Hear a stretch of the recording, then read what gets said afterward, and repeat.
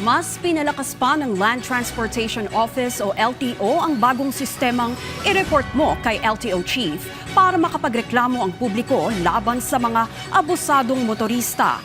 Dahil dito, maaaring ipadala ang mga reklamo sa pamamagitan ng Facebook Messenger at website na www.ireportmokayltochief.com o sa pamamagitan ng pagtawag sa hotline na 1342586. Sa kasalukuyan, umaabot na sa 178 na driver's license ang nasuspinde habang 196 naman ang na-revoke.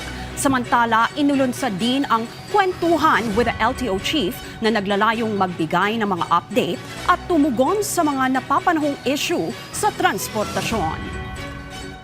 Siyempre, hindi natin maiwasan pagka nagsisend lang sila ng mga information minsan, naglilik ang information, so mas ito nakikita ko lahat mismo.